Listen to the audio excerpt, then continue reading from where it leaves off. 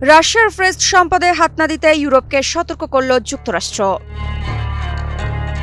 ইউরোপের ব্যাংক ভল্টে তালাবদ্ধ পড়ে আছে রাশিয়ার হাজার হাজার কোটি ডলারের সম্পদ। কাগজে কলমে এই অর্থ নিষ্ক্রিয়, কিন্তু বাস্তবে এই টাকা এখন ইউক্রেন যুদ্ধের সবচেয়ে নীরব অথচ শক্তিশালী অস্ত্র। সেই অস্ত্রে হাত বাড়াতে গিয়েই ইউরোপ থমকে গেল। বার্লিনের এক বদ্ধ দরজার বৈঠকের পর সেই সতর্কবার্তার কথা প্রকাশ্যে আনলেন পোল্যান্ডের প্রধানমন্ত্রী ডোনাল্ড টাস্ক।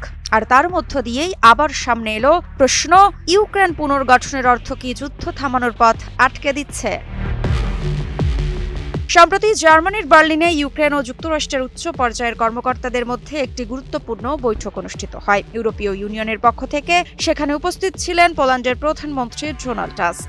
বৈঠক শেষে সাংবাদিকদের মুখোমুখি হয়ে টাস্ক জানান, ইউরোপের বিভিন্ন ব্যাংকে ফ্রিজড অবস্থায় থাকা রাশিয়ার কেন্দ্রীয় ব্যাংকের অর্থ ব্যবহারের পরিকল্পনা নিয়ে যুক্তরাষ্ট্র স্পষ্ট আপত্তি জানিয়েছে। তার ভাষায়, মার্কিন কর্মকর্তারা চান রাশিয়ার যে অর্থ বর্তমানে ইউরোপীয় ব্যাংকগুলোতে ফ্রিজড অবস্থায় রয়েছে তা যেন এই অবস্থাতেই রাখা হয়।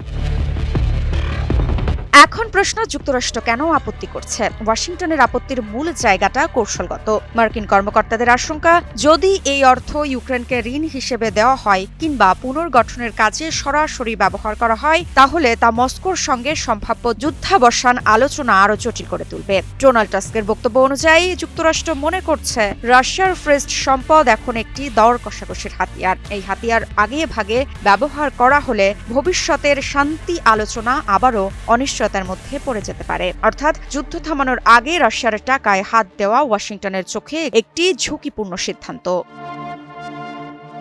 2022 সালে ইউক্রেনে রাশিয়ার সামরিক অভিযান শুরুর পরই পশ্চিমা বিশ্ব মস্কোর বিরুদ্ধে একের পর এক নিষেধাজ্ঞা আরোপ করে। সেই নিষেধাজ্ঞার অংশ হিসেবেই ইউরোপীয় ইউনিয়ন ইউরোপের বিভিন্ন ব্যাংকে গচ্ছিত রাশিয়ার কেন্দ্রীয় ব্যাংকের অর্থ ও সম্পদ ফ্রিজ করে দেয়। ডলার ও অন্যান্য সম্পদ মিলিয়ে যার মোট পরিমাণ প্রায় 2,460 কোটি ডলার। এর অর্থ তখন থেকেই আন্তর্জাতিক রাজনীতির এক স্পর্শকাতর ইস্যুতে পরিণত হয়। বাছাই করা আলু আর স্পাইসি সিজনিং এ প্রাণ পোটাটা চিপস নাকি বিস্কিট খেয়ে বুঝে নাও। যুদ্ধ দীর্ঘায়িত হওয়ায় ইউক্রেনের অর্থনীতি ও অবকাঠামো কার্যত বিপর্যস্ত। এই প্রেক্ষাপটে ইউরোপীয় কমিশনের president Ursula for der Leyen প্রস্তাব দেন, যুদ্ধবিরতির পর রাশিয়ার এই ফ্রিজড সম্পদ ইউক্রেনকে ঋণ হিসেবে দেওয়া যেতে পারে। উদ্দেশ্য স্পষ্ট, যুদ্ধবিধ্বস্ত অবকাঠামো পুনর্গঠন, রাষ্ট্রীয় কার্যক্রম সচল রাখা এবং জাতীয় বাজেটের চাপ সামাল দেওয়া। গত 12 ডিসেম্বর ব্রাসেলসে অনুষ্ঠিত ইইউ বৈঠকে এই প্রস্তাব নীতিগতভাবে অনুমোদন পায়। পরিকল্পনা ছিল 8 ডিসেম্বর এ বিষয়ে চূড়ান্ত সিদ্ধান্ত হবে। কিন্তু এখন অনিশ্চয়তা।